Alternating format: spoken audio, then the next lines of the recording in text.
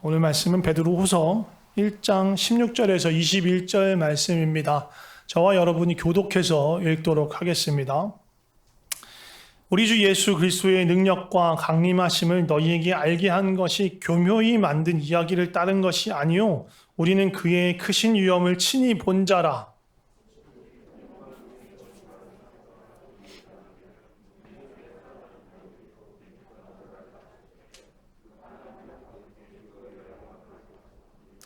이 소리는 우리가 그와 함께 거룩한 산에 있을 때에 하늘로부터 난 것을 들은 것이라. 또 우리에게는 더 확실한 예언이 있어 어두운 데를 비추는 등불과 같으니 날이 새어 샛별이 너희 마음에 떠오르기까지 너희가 이것을 주의하는 것이 옳으니라. 먼저 알 것은 성경의 모든 예언을 사사로이 풀 것이 아니니 예언은 언제든지 사람의 뜻으로 낸 것이 아니요 오직 성령의 감동하심을 받은 사람들이 하나님께 받아 말한 것입니다. 아멘. 예. 베드로후서 말씀 이제 나누고 있습니다. 오늘 말씀 제목은 하나님의 말씀입니다. 하나님의 말씀인데 이 베드로후서는 제가 지난주에도 말씀드렸죠. 베드로의 유언과 같은 편지다.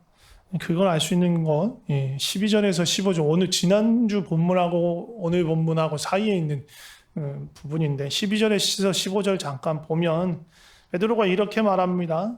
그러므로 너희가 이것을 알고 이미 있는 진리에 서 있으나 내가 항상 너희에게 생각나게 하려 하노라. 내가 이 장막에 있을 동안 이 장막은 육신입니다. 너희를 일깨워 생각나게 함이 옳은 줄로 여기노니 이는 우리 주 예수 그리스도께서 내게 지시한 것 같이 나도 나의 장막을 벗어날 것이 육신을 벗어난다는 건 죽음을 맞이한다는 것입니다. 임박한 줄을 알미라. 내가 힘써 너희로 하여금 내가 떠난 후에라도 어디 지리적으로 옮긴다는 것이 아니라 이 세상을 떠난 후에라도 어느 때나 이런 것을 생각나게 하려 하노라. 예, 지금 이게 내가 유언의 메시지를 남기고 있다라는 얘기를 계속 강조해서 얘기하는 거죠. 그러면서 지금 제가 형광펜으로 칠해놓은 거 생각나게 3번을 쳐놨죠. 저 짧은 4절 말씀 중에서 너희로 하여금 너희를 일깨워 생각나게 한다는 말을 3번이나 반복하고 있어요. 그러니까 지금 내가 이제 마지막에 이제 내 삶을 다 마감할 이때에 너희로 하여금 이것을 생각나도록, 이것을 붙잡도록, 이것을 꼭 놓치지 말도록 너희로 이것을 생각나게 할 수 있도록 내가 이 편지를 지금 쓰고 있어.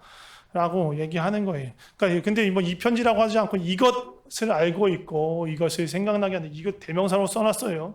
해석의 여지가 좀 있어요. 저는 사실은 지금 말씀드린 것처럼 이 편지 전체, 베드로후서 전체를 말한다고 생각하고요. 그런 입장에서 얘기하는데 이거 조금 더 좁게 보면 그 앞서서 말한 것, 지난주에 나눴던 것 있잖아요.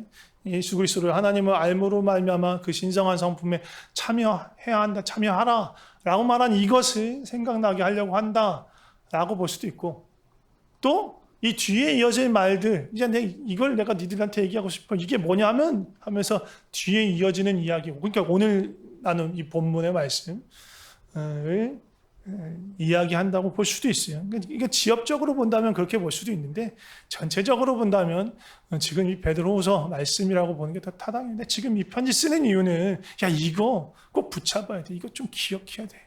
잊지 말아야 돼. 라는 입장에서 전체 편지를 시작하면서 이 이야기를 한다고 볼 수 있을 것 같아요. 그렇기 때문에 이 베드로후서는 고난 가운데 있는 교회를 향해서 사도 베드로가 마지막으로 남기는 그런 유언과 같은 그런 말씀이다, 편지다라고 볼 수 있습니다. 그러면 당시에 이 교회가 어떤 어려움 가운데, 어떤 고난 가운데 있었나?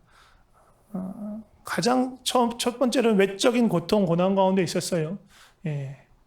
로마 화재 사건 이후로 황제 네로에 의해서 자행되고 있는 기독교인들에 대한 박해, 엄청난 핍박, 그것이 외적인 어려움입니다. 그리고 그것이 잠시 한순간 있다 말아 끝난 것이 아니라 계속 장기적으로 지금 그 일이 있은 후 수년째 계속 핍박이 이어오고 있어요. 그런 외적인 어려움이 있어요. 근데 그런 외적인 어려움만 있는 게 아니라 교회 안에도 어려움이 있습니다. 이것은 이제 외적인 어려움에 기인된 것이기도 해요. 예, 계속 힘드니까, 계속 어려우니까, 너무너무 극심한 고통 가운데 있고, 극심한 박해를 받으니까, 그 수많은 사람들이 예수를 믿는다는 이유만으로 죽음을 당해야 되니까, 그런 것들을 보면서 믿음이 흔들리는 사람들이 있는 거예요. 심지어 예수님을 떠나고, 배교한다고 그러죠. 예수님을 떠나는 사람들이 나타나기 시작하는 거예요. 얼마나 안타깝습니까? 그리고 이렇게 혼란스러운 틈을 타서 교회에 가만히 들어가지고 이 믿음을 혼탁하게 만드는 무리들이 있어요. 이 베드로 후서에서 2장에 보면 이 사람들이 그걸 뭐라고 하냐면 거짓 선지자, 거짓 교사라는 말을 써요. 거짓 교사와 거짓 선지자들이 교회에 가만히 들어와서 교회에 있는 성도들을 흔들고 그 믿음을 혼탁하게 만드는 그런 일들이 지금 일어나고 있는 거예요. 그런 상황을 보면서 베드로는 너무너무 안타까운 거예요. 이 예수 그리스도의 몸 주의 교회가 나는 지금 이들에게 남아있을 시간이 얼마 안 남았는데 이렇게 어려움을 당하고 있을 때 내가 가만히 있어서는 안 되겠구나. 정말 마지막으로 이들에게 정말 중요한 것들을 일깨우고 붙들 수 있도록 돕고 최소한 이거라도 해야겠구나 하고 편지를 남긴 것이 이 베드로 후서예요. 그런 말씀을 염두하고 본문의 말씀을 하나하나 살펴보도록 하겠습니다. 16절 말씀 보면 이렇게 말합니다. 우리 주 예수 그리스도의 능력과 강림하심을 너희가 알게 한 것이 이 성도들이 예수님의 능력과 강림하심을 알고 있다고 말합니다. 이 능력은 무엇이냐면 기본적으로는 예수님이 이 땅에서 계실 때 행하신 여러 가지 이적과 능력, 기적들 또 그 말씀으로 가르치신 것들을 포함하지만 그것보다 더 중요한 건 뭐냐면 예수님이 죽으심과 죽음을 다 이기고 부활하셔서 승천하셔서 다시 권능으로 온 만유의 왕으로 좌정하신 그것들, 그 위엄, 그 권세를 말하고 있다고 볼 수 있어요. 그 그리스도의 능력, 그 그리스도의 권세를 우리가 안다. 성도들이 알고 있다. 근데 그거 말고 또 뭐? 강림하심. 이 강림하심, 우리에게 더 친숙한 말로 하자면 재림이에요, 재림. 예수님이 재림하실 것. 예수님이 이 땅에 사람으로 오셔서 온전히 순종해서 사람이 가야 할 마땅한 길을 보이시고 또 끝까지 순종하셔서 영원한 영단번의 제물이 되셔서 우리를 살리시고 다시 부활하셔서 하늘에 들이셨어요. 근데 거기서 끝이 아니라 내가 다시 오겠다. 약속하셨어요. 그 약속을 붙드는 거예요. 그 약속을 기다리는 거예요. 믿는 거예요.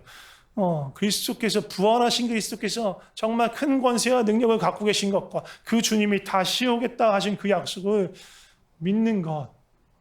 믿고 있습니다. 근데 아까도 말씀드린 성도들을 흔드는 사람, 믿음을 혼탁하게 하는 사람도 있어요. 거짓된 생각을 심으려고 하는 사람도 있어요. 아까 말씀드린 대로 거짓 선지자와 거짓 교사들이에요. 이들 이름 앞에 거짓이라는 말이 붙었다는 건 헬라어로 푸슈도라는 말이 붙는데 이거는 거짓, 가짜의 그런 거예요. 그런 뜻이 붙은 거예요. 앞에 선지자, 선생, 좋은 말 앞에 그것들이 붙은 거예요. 가짜, 거짓. 우리에게 친숙한 말로 보자면 사입이에요. 이단이에요. 그 사람들이 뭘로 믿는 사람들을 현혹시키느냐 하면 이 16장에 말하는 교묘히 만든 이야기. 교묘히 만든 이야기로 이 사람들을 현혹시켜요. 거짓 선지자가 하는 활동, 주로 활동은 뭐냐면 선지자잖아요. 하나님이 주시는 뭔가 감동이나 계시를 받았다라고 영감과 계시를 받았다고 말하는 거예요. 그러면서 그들이 말하는 내용은 하나님의 뜻이 아닌 자신의 뜻, 자신의 유익을 위한 것, 자신의 어떤 주장을 뒷받침하기 위한 내용을 가지고 자신이 계시를 받았다고 하면서 말하는 거예요. 또 거짓 교사들은 뭐냐? 그러니까 거짓 선지자는 이런 어떤 계시나 영감을 받았다고 주장하면서 어떻게 보면 선지자와 같이 그렇게 연재처럼 그렇게 뭔가 말하는 거고요. 거짓 교사는 뭐냐면 성경을 가지고 그걸 푸는 거예요. 풀어주는 거예요. 근데 그거를 제대로 푸는 것이 아니라 자기 마음대로, 자기 의미로, 자기한테 유리한 대로, 자기의 입맛에 맞는 대로 해석하면서 그것을 가르치는 거예요. 진리를 왜곡시키는 거예요. 진리를 통해서 하나님의 말씀을 통해서 예수님과 하나님을 알아가도록 만드는 것이 아니라 오히려 진리를 떠나고 거짓된 것을 쫓도록 만드는 거예요. 그런 거짓 교사와 거짓 선지자들, 그들이 하는 주요한 수단이 교묘히 만든 이야기를 가지고 하는 거예요. 그러니까 우리가 예수님의 이 능력과 예수님의 권세와 예수님이 재림하실 것에 대해서 믿고 아는 것은 이런 거짓된 이야기를 따른 것이 아니야 라고 말해요. 그러면서 베드로는 얘기합니다. 나한테 이런 거 안 먹혀. 우리는 그 안에 베드로가 들어가죠. 나한테 안 먹히는데 왜 안 먹히냐면 나는 그 큰 위험을 봤어. 직접 봤어.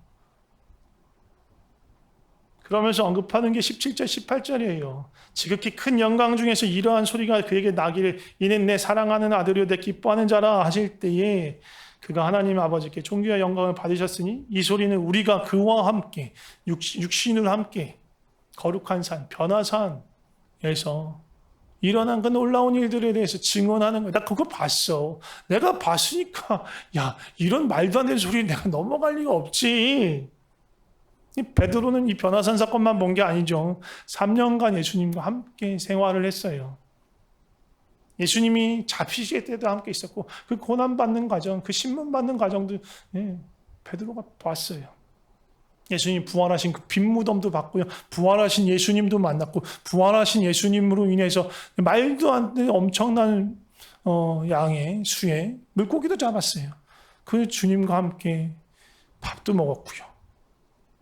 그 부활하신 예수님과 더불어 또 40일간 함께 다시 나머지 공부했어요. 하나님 나라가 무엇인지에 대해서 다시 들었어요. 다시 배웠어요.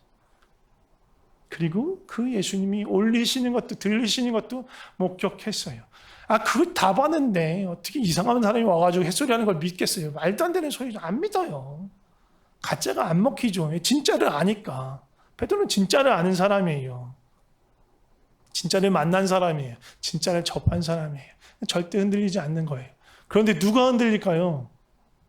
진짜를 아직 제대로 모르는 사람. 깊이 알지 못하는 사람. 믿음이 연약한 사람, 이제 막 예수님을 믿기 시작한 사람, 혹은 아까도 말씀드린 당시 상황으로 본다면 이 지속되는 박해로 인해서 두려움이 생기고 의심이 싹 트는 어떤 그런 사람들, 그런 사람들에게 이런 교묘한 이야기가 먹히는 거예요. 지금도 그렇죠. 지금도 거짓 예언자, 거짓 선생들이 있어요. 이단들이에요. 신천지, JMS, 등등등. 많습니다. 그들 성경을 안 쓰는 게 아니라 성경 갖고 얘기하잖아요. 성경 갖고도 얼마든지 거짓말을 칠 수 있어요. 그게 거짓 교사들이 하는 일이에요. 근데 사실 자세히 들어보면요, 말도 안 되는 이야기를 해요. 어떻게 저런 걸 믿나 싶어요. 철석같이 믿는단 말이에요. 그럴싸한 이야기를 앞뒤를 포장해 나가는 거예요. 프레임을 짜고 거기다 가둬서 딴 생각 못하도록 가둬놓고 어떻게 보면 브레인워시라고 하니 거의 세뇌 수준으로 이렇게 주입을 하는 거예요. 신천지 얘기 들으면 기가 막히고 코가 막혀요. 이만희가 보혜사래요. 재림예수래요. 이거 어떻게 그 소리를 믿는지 도저히 이해가 안 가요. 근데 믿어요, 그 얘기를.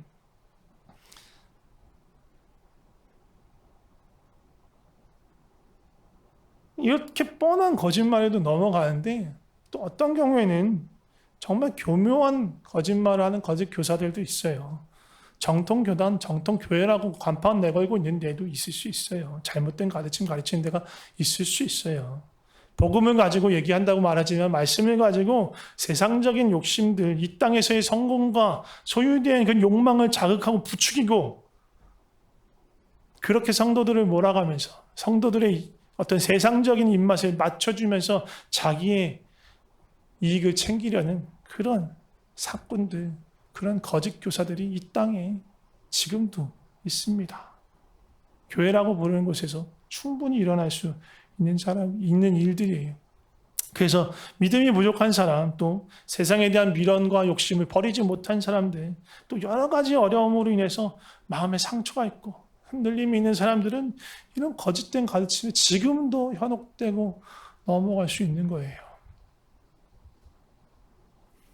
근데 우리는 베드로처럼 야 그거 말도 안 되는 소리 웃기지 난 진짜를 봤어 이렇게 직접 예수님 보진 못했잖아요. 여기서 직접 눈으로 예수님 보고 이렇게 손으로 만지신 분 아무도 없어요. 없는 걸로 알고 있어요. 우리는 그렇게 할 수 없어요. 그럼 뭐 어떻게 우리는 이렇게 거짓 교묘한 이렇게 꾸며낸 말에 당해야만 하는가? 아니요. 베드로가 말합니다. 야, 이런 거 내가 직접 경험한 이런 변화산 사건보다 더 중요하고 확실한 예언이 우리에게 있어. 라고 말하는 거예요. 그게 하나님의 말씀이에요. 19절 볼까요?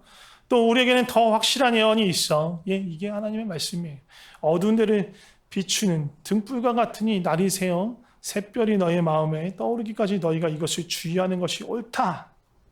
예, 이 예언, 이 더 확실한 예언이 그 뒤에 나오는 20절에 보면 먼저 읽은 성경의 모든 예언이 이 더 확실한 예언이라는 거예요. 네. 성경의 이 모든 예언을 좁게 본다면 예언 중에서 딱 특별히 이제 예수님을 가리키는 뭐 이사야 53장이라든가 뭐 그런 말씀들, 뭐 시편 2편이라든가 뭐 그런 말씀들을 말하는 것일 수도 있는데 조금 더 넓게 보면 성경 전체를. 근데 당시에 이 베드로가 말하고 있는 상황에서 이 성경 말씀이라고 말하는 건 신구약 다가 아니고 그냥 구약만을 말하는 거예요. 근데 우리가 적용할 때는 신구약 다 포함해서 우리가 받아들일 수는 있어요. 하지만 당시 사람들에게 말할 때는 구약의 말씀을 가지고 이야기하는 거예요. 모세오경, 또 선지서, 시편과 같은 그런 구약의 말씀들을 가지고 이야기하는 겁니다. 근데 이 말씀이 뭐라고 말하면 어두운 데를 비추는 등불과 같다. 하나님 모르는 이 어두운 세상 가운데 진리의 빛이 비춰주는 거다라고 말하는 겁니다. 그리고 그 말씀에 주의를 기울여라. 이것에 주의하는 것이 어때? 이 주의하라는 것은 뭐 조심하라는 뜻이 아니고 주의를 집중하라는 뜻이에요. 이렇게 뚫어지게 보는 거죠. 주의를 집중해서 봐야 되는데 주의를 기울여야 한다. 그 말씀입니다. 근데 언제까지 해야 되냐? 새벽을 뚫고 샛별이 떠오르는 것처럼. 이 샛별은요. 성경에서 샛별은 예수님을 상징하는 말이에요. 그러니까 예수님을 볼 때까지 빛이신 예수님을 발견할 때까지 그 말씀 안에서 그 예수님으로 가득 찰 때까지 우리 마음이 말씀을 집중해서 주의를 기울여서 살펴야 한다라고 이야기합니다. 그러면서 베드로가 말하는 이 말씀을 보면서 조심해야 하는 것이 있다고 말하는데 뭐냐면 20절 보면 성경의 모든 예언을 사사로이 풀면 안 돼. 사사로이 풀면 안 돼. 사사로이 푸는 게 뭐예요? 아까 거짓 교사들이 하는 거예요. 자기 입맛에 맞게, 자기 주장과 자기 유익에 맞게 성경을 그렇게 자기 마음대로 해석하는 거 그게 사사로이 푸는 거예요. 사사로이 풀지 말라고 하니까 그럼 개인이 성경을 읽고 묵상하는 걸 멈춰야 되나? 그렇게 하면 큰일 나는 건가? 잘못한 거? 베드로가 그거를 경계하고 경고하는 건가? 오직 성경 교육을 받고 특별한 어쩔 절차를 받고 라이센스를 딴 이런 목사나 전도사 같은 사람만 성경을 보라는 얘기인가? 아니에요. 그 얘기 그렇게 얘기하면 안 돼요. 21절을 좀 보면 알 수 있어요. 자, 예언은 언제든지 사람의 뜻으로 낸 것이 아니다. 사람의 뜻으로 낸 게 아니래요. 사람의 뜻, 예언에는 사람의 뜻이 담겨 있는 게 아니래요. 그럼 대신 뭐가 담겨 있냐? 성령의 감동하심으로 하나님께 받아 말한 거, 하나님의 뜻이 담겨 있다는 거예요. 그렇다면 이 예언에 담겨 있는 하나님 말씀에 담겨 있는 메시지는 땅에 속한 것, 세상을 위한 것의 말씀이 될까요? 아니면 하늘에 속한 것, 하나님의 뜻이 나타나는 말씀일까요? 하나님의 뜻이 나타나야죠. 그런데 엉뚱한 사람들, 거짓 교사들이 특히 잘하는 것 중에 하나가 뭐냐면 성경을 자기계발서 내지는 처세술에 관한 교훈처럼 여기게 만드는 거예요. 그래서 이 성경을 잘만 사용하면 세상에서 성공할 수 있어. 이 가르침을 잘만 이용하면 네가 세상에서 부귀영화를 누릴 수 있어. 라고 말하는 거. 이거 엉뚱한 얘기인 거예요. 성경을 그런 처세술이나 자기계발서처럼 쓰는 건 번지수 잘못 찾은 거예요. 다른 책 읽으셔야죠. 그 책 읽으면 안 돼요. 성경은 의로 교육하고 바르게 하고 책망하기 유익한 책인 거예요. 엉뚱한 걸 찾으면 안 되는 거죠. 그 안에 생명이 담겨 있고 그 안에 예수 그리스도가 담겨 있는 책이에요. 성경을 통해서 나의 욕심과 나의 욕망을 채우는 그런 일에 내 정당성을 찾겠다고 생각하면 완전히 엉뚱한 짓을 하고 있는 거란 말입니다. 이렇게 읽으려는 모든 시도를 내려놔야 된다. 왜? 사람의 뜻이 담겨 있는 게 아니니까. 세상의 뜻, 땅의 뜻이 담겨 있는 게 아니니까 그러한 시도를 접으셔야 되는 거예요. 그럼 성경을 어떻게 읽어야 하느냐? 성경은 성령의 감동하심으로 하나님께 받아서 하나님의 마음과 생각과 뜻이 담겨 있는, 하나님의 행하심이 기록되어 있는 말씀이에요. 디모데후서에서 같은 말씀하죠. 모든 성경은 하나님의 감동으로 되었다라고 얘기하죠. 그래서 어떻게 읽어내냐? 첫 번째 중요한 건 그런 읽는 사람도 하나님의 감동으로 성령의 감동하심을 구하면서 읽어야 한다는 거예요. 요한복음 14장 26절하고 요한복음 16장 13절을 한번 보겠습니다.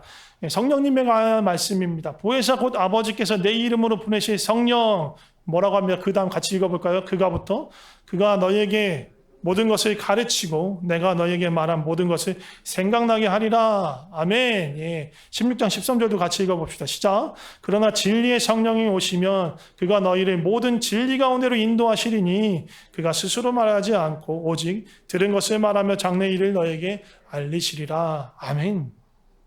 성령님이 우리를 가르치시고 우리를 인도하신단 말이에요. 그러니까 성령님을 떠나서 사사롭게 푸는 게 아니고 말씀을 읽을 때 흰 건 종이고 검은 건 글자로구나 하면서 읽는 게 아니라 성령께서 나에게 주시는 이 감동, 나에게 주시는 감동이 혹시나 있나 하면서 주의를 기울이시면서 혹시나 이 말씀을 읽는데 성령께서 나에게 하나님의 마음과 생각과 뜻과 그 계획하심을 알게 하시는 무언가 내 마음을 움직이시는 그런 것이 없나 주의를 기울여야 된다는 거예요. 깨어서 집중하면서 말씀을 읽어야 돼요. 두 번째, 모든 예언의 말씀이 성령의 감동으로 되었다. 또 디모데후서 말씀을 보자면 모든 성경이 하나님의 감동으로 되었다. 얘기는 뭐냐면 모든 성경이 전체가 일관적인 하나님의 말씀 안에 있다라는 얘기예요. 그렇기 때문에 조심해야 되는 게 뭐냐면 어느 한 구절 툭 뛰어다가 내 입맛에 맞게, 내 구미에 맞게, 내 상황에 맞게, 내 필요에 맞게 막 툭툭툭 잘라서 그것만 딱 취한다. 예, 안 되는 일이라는 거예요. 이 메시지가 내가 이렇게 해서 이렇게 딱딱딱딱 잘라가서 이렇게 먹으려는 이 요리가 전체 맥락에 성경에서 말하는 그 하나님의 마음에 어울리는가 살펴야 된다는 거예요. 예를 들면 이런 걸 말씀드릴 수 있어요. 성경에서 말하는 악한 일, 죄된 일들 중에 뭐가 있냐면 지속적으로 계속 말하는 것, 신구약을 통틀어 말하는 것 중에 뭐가 있냐면 욕심에 대한 경계예요. 특히 돈에 대한 욕심. 그래서 돈을 사랑하는 것이 일만하게 뿌리라고 말해요. 네, 이게 성경을 관통하는 얘기 중에 하나예요. 욕심, 세상의 것, 그것에 대표되는 돈을 사랑하는 것, 이거 죄야. 일만하게 뿌리야 라고 말하는 게 이게 관통하고 있는 맥락의 메시지예요. 그런데 요한복음 16장 24, 아까 16장의 다른 말씀이건데 16장 23절 24절 말씀, 이런 말씀이 있습니다. 그날에 너희가 아무것도 내게 묻지 아니하리라. 내가 진실로 너희에게 이르노니 너희가 무엇이든지 아버지께 구하는 것을 내 이름으로 주시리라. 지금까지 너희가 내 이름으로 아무것도 구하지 아니하였으나 구하라. 그리하면 받으리니 너희 기쁨이 충만하리라. 오, 야, 이건 뭔 로또야. 야, 뭐든지 구하면 받는구나. 그렇다면 야, 돈을 구해야겠구나. 로또 당첨되게 해주세요. 뭐든지 구하면 된다고 했으니까 부자 되게 해주세요 라고 구한다면 바른 성경 읽기가 아니라는 거예요. 엉뚱한 걸 구하고 있는 거예요. 하나님의 이 성경 전체를 관통하고 있는 것과 정반대되는 것을 구하고 있으니까.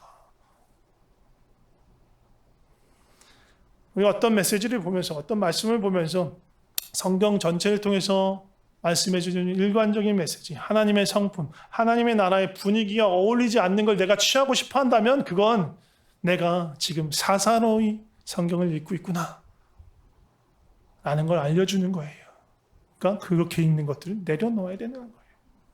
세 번째, 어쩌면 이게 첫 번째에 와야 되는 성경 읽기 방법인데 설명하다 보니까 뒤로 밀렸습니다. 다시 한번 19절 말씀 보도록 하겠습니다. 우리에게 더 확실한 예언이 있는데 어두운 데를 비추는 등불과 같다. 그래서 날이 새어 샛별이 너희 마음에 떠오르기까지 너희가 이것을 주의를 집중하여 바라봐야 한다라고 말합니다. 언제까지 집중해야 되느냐 하면 새벽을 밝히는 샛별과 같이 예수 그리스도를 만날 그때까지 봐야 한다. 말씀을 통해서 예수님을 만나고 아는 것, 그것이 가장 중요한 일이다. 그래서 말씀을 붙잡았다면 그 주님을 만날 때까지 집중해서 그 말씀을 바라봐야 한다. 말씀 안에서 예수님을 만나는 게 어떨 때는 되게 어려운 일일 수 있어요. 계속 말씀을 보고 보는데도 하나님의 감동하심으로 그 예수님을 느껴지지 않고 만나지지 않을 때도 있어요. 그러나 이것도 엉덩이 싸움이에요. 엉덩이로 앉아서 정말로 간절한 마음으로 겸손한 마음으로 찾으면 반드시 만나주세요. 그 만나시는 주님이 어쩔 때는요, 우리에게 대단히 낯선 주님일 수도 있어요. 이해가 안 되는 주님. 물론 대부분의 경우는 너무 멋있고 너무 존경스럽고 또 경외하는 마음이 드는 그런 분이시죠. 근데 어떤 때는 낯선 분이실 때도 있고 어떤 때는 되게 무서워 보일 때도 있어요. 그렇게 다양한 하나님을 만나는 거예요. 그런 마음을 가지고 주님과 교제하면서 말씀을 보는 거예요. 3가지 말씀드렸죠. 첫 번째, 이걸 첫 번째로 하고 싶습니다. 예수님을 만나야 된다. 말씀을 통해서 무조건 예수님을, 하나님을 인격적으로 하나님을 만나는 거 너무너무 중요한데, 그리고 그걸 하기 위해서 어떻게 되는 성령의 감동을 구해라. 말씀을 통해서 성령님께서 주시는 감동이 무엇인지를 이렇게 예민하게 살펴봐야 되는 거예요. 그냥 훅훅 읽고 지나가는 것 아니고, 주님 내 마음을 어떻게 움직이시지? 주시는 감동이 뭐지? 살펴봐야 된다는 거예요. 그렇죠? 그리고 이게 전체 모든 성경이 하나로 되어 있는 거기 때문에 그것들과 어울리는지 살펴야 된다라고 말씀드립니다. 사도 요한이 그렇게 말씀하셨어요. 보지 못하고 믿는 자들이 더욱 복되다. 우리는요, 아무도 예수님을 눈으로 보고 믿는 사람 없습니다. 역사 이래로 예수님을 믿고 따르는 사람들 대부분은요, 거의 대부분은요, 보지 못하고 믿는 분들이에요. 우리를 포함해서. 우리가 어떻게 믿었냐면, 예수님을 만난 사람들의 증언, 초기에 있는 사람들은 직접 만난 사람들의 증언을 듣지만, 우리는 또다시 믿음 안에서 성령님을 통해서 예수님을 만난 그 사람들의 증언을 듣는 거죠. 또 우리에게 주어진 이 약속의 말씀들을 통해서 예수님을 만나고 믿게 됩니다. 그리고 우리가 그렇게 예수님을 믿게 되면 우리 안에 누가 들어오세요? 성령님이 들어오십니다. 아버지께서 성령님을 보내주세요. 그런 성령님이 우리 안에 계시면서 내적인 확신을 주세요. 그 성령의 내적인 확신이 뭡니까? 마음의 평안함, 담대함, 하나님을 알고 싶은 마음, 예수님을 따르려는 마음, 죄가 싫어지는 마음, 성령의 감동으로 알게 되는 주님의 사랑, 주님의 위로, 권면, 책망, 그런 것들을 알게 돼요. 이런 것들은 내 안에 막 나타나니까 부인할 수 없는 거예요. 이것이 성령의 내적인 증거예요. 이 모든 것들이 합력하여 이루어질 때가 언제냐면 말씀을 읽을 때라는 거예요. 성령 안에서 말씀을 읽을 때, 말씀을 통해서 증언하는 그 목격담들, 수많은 목격담들, 신구약 모든 성도들을 통해서 하나님이 하셨던 그 일들을 우리가 보게 되는 거예요. 그 증언들을 보게 되는 거예요. 듣게 되는 거예요. 그리고 그 메시지들이 성령의 감동으로 인해서 우리가 막 살아 움직이면서 그것을 통해서 하나님을 만나는 거죠. 그런 성경 읽기를 우리가 했으면 좋겠습니다. 내 마음대로 읽지 말고 성경은 덮어놓은 채로 누가 하는 얘기만 그냥 따라가지 말고 또 내가 보고 싶고 듣고 싶은 것만 쏙 빼먹는 그런 거 하지 말고 정말로 성령의 인도하심과 가르침을 따라서 전체 성경의 맥락 안에서 말씀을 읽으면서 주님과 깊은 사귐, 주님 깊이 알아가는 그런 은혜가 있기를 축복합니다. 좀 같이 기도했으면 좋겠습니다. 내 말씀을 향한 갈급함을 허락하여 주시옵소서. 육의 양식만 구하는 게 아니고 영의 양식을 찾게 하시고 영의 양식이 부족할 때 정말 줄인 마음, 목마른 마음을 나에게 허락하여 주시옵소서. 또 누군가 떠먹여주는 것만 먹는 게 아니고 정말 말씀을 깊이 사모해서 내가 직접 주의 말씀을 듣고 성령의 감동하심을 구하며 그렇게 말씀을 사모하며 나가는 은혜를 나에게 허락하여 주시옵소서. 이 말씀을 향한 갈급함을 구하면서 같이 기도했으면 좋겠습니다. 같이 기도하겠습니다. 주님, 주의 말씀을 정말 내 입의 물소리처럼 그 안에서 살아계신 하나님을 만나고 알아가고 내 삶을 주여 도와주시옵소서. 주여 도와주시옵소서. 계속해서 기도할 때 우리 말씀을 바르게 읽게 하여 주시옵소서. 말씀을 사사로 읽지 않게 하시고 내 마음대로 읽지 않게 하시고 성령님 우리를 인도하시고 가르쳐 주시옵소서. 그 안에서 주님 만날 수 있도록 우리 도와주시옵소서. 그런 성경 읽기, 그런 감동이 주의 감동으로 충만하고 은혜로 충만한 그런 성경 읽기가 되게 해달라고 같이 기도했으면 좋겠습니다. 같이 기도하겠습니다. 주여 우리가 말씀을 경험하게 하여 주시옵소서. 주여 역사하여 주시옵소서. 제가 기도하겠습니다. 하나님 아버지 감사합니다. 우리에게 더욱 확실한 예언, 더욱 확실한 말씀을 그 약속을 허락해 주셔서 감사합니다. 우리가 비록 눈으로 직접 주님을 보지는 못했지만 보지 못하고 믿는 자가 더욱 복되다고 말씀하시니 감사합니다.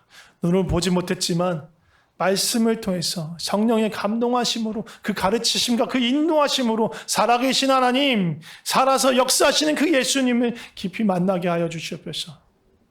말씀을 통해서 주님의 마음과 뜻과 생각을 알게 하여 주시옵소서. 우리 스스로의 생각에 사로잡혀서 죄된 육신의 욕심에 사로잡혀서 말씀마저 내 입맛에 맞게 내 마음대로 읽지 않도록 주님 우리에게 긍휼을 베풀어 주시옵소서. 오직 말씀을 통해서 주님만 알기를 원합니다.